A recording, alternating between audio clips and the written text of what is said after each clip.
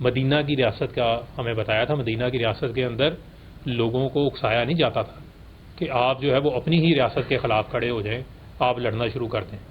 وقتی طور کے اوپر آپ کو مشکلات ہوتی ہیں, لیکن اللہ تعالیٰ یہ بھی تو کہتا ہے نا صبر کریں. صبر بھی تو کوئی چیز ہے, پیشنس بھی تو کوئی چیز ہے, لیکن صبر نہیں کیا. ملک کی اکانومی آپ دھرنے دیں, آپ سڑکیں بلاک کریں, جو مرضی کریں. جب انسٹیبلٹی ہوگی تو ملک کی اکانومی کوئی بھی آگے بیٹھ جائے, کوئی سے بڑا آپ لا کے کوئی سائنسدان بٹھا دیں, کوئی معیشت دان بٹھا دیں, کوئی بڑے سے بڑا آپ سیاستدان لا کے بٹھا دیں, وہ ملک آگے نہیں چل سکتا. پاکستان جیسے ملک اس طرح آگے نہیں چل سکتے جس طرح یہ کام کیا گیا. اس کے علاوہ دو چیزیں بڑی اور اہم ہیں. سائفر کا معاملہ, سائفر آ گیا جی. مجھے آپ یہ بتائیں, نیشنل سیکیورٹی کونسل کی جو ہے وہ میٹنگ کی پہلی صدارت جو ہے وہ کس نے کی؟ وزیر اعظم تو عمران خان تھے. میں اس کمیٹی کا حصہ نہیں تھا, لیکن ہماری پارٹی کے اور لوگ وفاقی وزراء اس کمیٹی کے اندر بیٹھے تھے. آج ان میں سے میرے خیال میں شاید ایک آدھے کے علاوہ باقی سب چھوڑ چکے ہوئے ہیں. میرے خیال میں غالباً شاید اپنا ایک ایسے وزیر ہیں جو ابھی نہیں چھوڑے, انہوں نے نہیں چھوڑا, لیکن ان پہ بھی میں آؤں گا, بعد میں بات کرتا ہوں. باقی سب تو چھوڑ گئے. شیریں مزاری بھی تھیں اس میں فواد چودھری بھی اس وقت بیٹھے ہوئے تھے, پرویز خٹک بھی بیٹھے ہوئے تھے, یہ سب چھوڑ گئے. اب اس میں اس وقت کے ڈی جی آئی بھی بیٹھے تھے, اس وقت کے چیف آف آرمی اسٹاف بھی بیٹھے تھے, نیول چیف بھی بیٹھے تھے, ایئر چیف بھی بیٹھے تھے, سیکرٹری خارجہ بھی بیٹھے تھے, فارن منسٹر بھی اس وقت موجود تھے. جب آپ کی سربراہی میں نیشنل سیکیورٹی کونسل کی کمیٹی کی میٹنگ ہو رہی ہو, سائفر اس میں زیر بحث ہے, لیکن اس کا مشترکہ اعلامیہ یہ جاری ہوتا ہے کہ یہ مداخلت ہے, یہ انٹرفیرنس ہے, یہ کانسپیریسی نہیں ہے, یہ سازش نہیں ہے. اس کا مطلب ہے کہ آپ نے اس کمیٹی میں سب پہلوؤں کو ڈسکس کیا ہوگا, جس میں بعد میں ہم نے بیانیہ بنایا کہ جی فلانا جا کے فلانے سفارتکار کو مل رہا تھا, فلانا سفارتکار فلانے کو مل رہا تھا. لیکن جب ہائیسٹ فورم میں یہ ڈیسائیڈ ہو گیا کہ یہ انٹرفیرنس ہے اور ہم اس کو ڈیمارش کریں گے,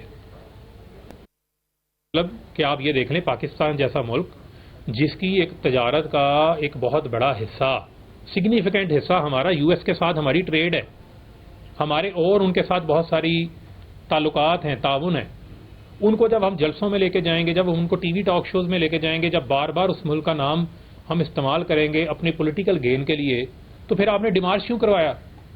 آپ اس وقت کہتے ہیں کہ جی ہمارا اختلاف ہے, وزیر اعظم کا اختلاف ہو گیا نیشنل سیکیورٹی کونسل کے ممبران کے ساتھ. یعنی کہ پاکستان نے ڈیمارش دفتر خارجہ میں بھی کیا, پاکستان کے یہاں بھی بلا کے امریکی سفارتکاروں کو, اور واشنگٹن کے اندر بھی کیا. دو جگہ ڈیمارش ہوا. کبھی اتنا سخت رد عمل پاکستان نے نہیں دیا. جب رد عمل دے دیا, سب کچھ ہو گیا, تو بس پھر آپ اس معاملے کو وہاں پہ ختم کریں قومی انٹرسٹ کو سامنے رکھتے ہوئے. لیکن قومی انٹرسٹ کی بجائے آپ نے کہا نہیں, اس پہ سیاسی بیانیہ بنانا ہے. اس وقت آپ یہ مناظر دیکھ سکتے ہیں, فاروق حبیب کی جانب سے نیوز کانفرنس کی جا رہی ہے. انہوں نے کہا کہ پی ٹی آئی سے باقاعدہ طور پر راہیں جدا کر رہا ہوں, 3 ہفتوں سے میں نے اپنی فیملی سے رابطہ نہیں کیا تھا, اور یہ بھی ان کی جانب سے کہا گیا کہ 5 ماہ سے ہم لوگ گھروں میں موجود نہیں تھے. 9 مئی کے بعد سے ہم نے قانون کا سامنا نہیں کیا, ہم پرتشدد راستے پر چل پڑے. خود احتسابی کا عمل بہت زیادہ ضروری ہے. ان کی جانب سے یہ کہا گیا کہ پرامن سیاست کے بجائے تشدد کا پروموٹ کرتے رہے ہم لوگ, اور فاروق حبیب کی جانب سے باقاعدہ طور پر پی ٹی آئی چھوڑ دی گئی ہے. پاکستان میں ان کی جانب سے یہ کہا گیا کہ مدینہ کی ریاست میں لوگوں کو اپنی ہی ریاست کے خلاف نہیں اکسایا جاتا. چیئرمین پی ٹی آئی چاہتے تھے کہ لوگ ان کے لیے سڑکوں پر نکلیں, اور چیئرمین پی ٹی آئی نے لوگوں کی ایسی ذہن سازی کی, لوگ گرفتاری پر نکل آئے. 9 مئی کے دن کے لیے چند لیڈرز کو خاص ہدایات تھیں جن سے مجھے لا علم رکھا گیا. انہوں نے یہ بھی کہا کہ باقاعدہ طور پر تحریک انصاف سے راہیں جدا کرتا ہوں, اور 9 مئی کے افسوسناک واقعات کے بعد ہم گھروں سے دور تھے. ان کی جانب سے یہ کہا گیا کہ 3 ہفتوں میں سے اپنی فیملی سے رابطہ بھی نہیں کیا گیا تھا, 5 ماہ سے ہم لوگ گھروں میں موجود نہیں تھے.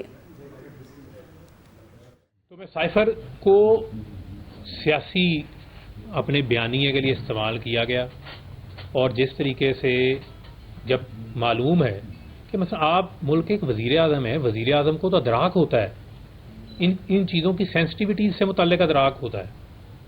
وہ پاکستان جیسا ملک, جس ملک کے اندر آپ کو اس کی اکنامک سچویشن کا بھی یہ پتہ ہے, آپ کو یہ بھی پتہ ہے کہ آپ کو آئی ایم ایف کی ضرورت ہے, اور وہاں آپ وہ پنجابی کی مثال ہے، تو آپ وہاں پر جو ہے وہ کمزور بھی ہیں اور آپ لڑنے بھی نکل پڑے ہیں.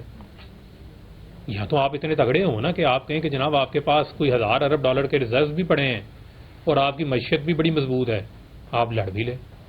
جب آپ کمزور ہیں، جب آپ نے پل پل کے اوپر آپ کو IMF کی جو ہے وہ وینٹیلیٹرز کی ضرورت ہے، اس وقت پھر آپ کو وہاں بھی تدبر اور حکمت سے چلنا ہے، وہاں بھی آپ کو لیڈرشپ شو کرنی ہے، جذبات نہیں شو کرنے. پھر مجھے یہ بتائیں، پھر لیڈر میں اور ایک عام شہری میں فرق کیا ہے؟ لیڈر تو وہ ہوتا ہے نا جو ایک راستہ دکھاتا ہے، جو گائیڈنس دیتا ہے، جو لیڈرشپ شو کرتا ہے، جو باقیوں سے بہتر سوچتا ہے، باقیوں سے بہتر قیادت کر سکتا ہے.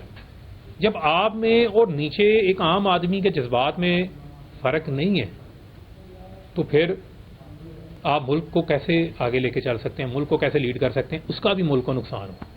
پھر توشہ خانہ میں ہم نے بڑی تنقید کی جناب، زرداری کے اوپر، نواز شریف کے اوپر، باقیوں کے اوپر ہم تنقید کرتے رہے کہ جی یہ کلاسیفائڈ انفارمیشن. بھائی میں ٹویٹیں کرتا رہا ہوں، میں پریس کانفرنس کرتا رہا ہوں کہ یہ کلاسیفائڈ انفارمیشن کے پیچھے چھپ رہے ہیں. ہمیں یہ پتہ ہی نہیں ہے کہ عمران خان صاحب نے بھی توشہ خانہ سے گھڑیاں لی ہوئی ہیں. آپ نے پیمنٹ کر کے لی ہیں، جو بھی لیا ہے، واٹ ایور جو بھی آپ نے کیا ہے، میں اس کی ڈیٹیل میں نہیں جاتا. لیکن میرا یہ سوال کہ عمران خان جیسے لیڈر جو کہ ہائی مورل گراؤنڈز کی بات کرتے تھے، جنہوں نے ہمیں سکھایا کہ جی اپنے اثاثے شو کریں، جی سب سے پہلے ویب سائٹ پہ اثاثے ڈال دیے، جی نواز شریف نے کتنا ٹیکس دیا، جی 5000 ٹیکس دیا، 0 ٹیکس دیا، جی میں نے اتنا ٹیکس دیا. جی ہمیں یہی سبق سیکھتے آئے نا، اسی وجہ سے لوگ پاکستان کی عوام ان کے ساتھ لگی، ہم جیسے لوگ ان کے ساتھ کھڑے ہوئے.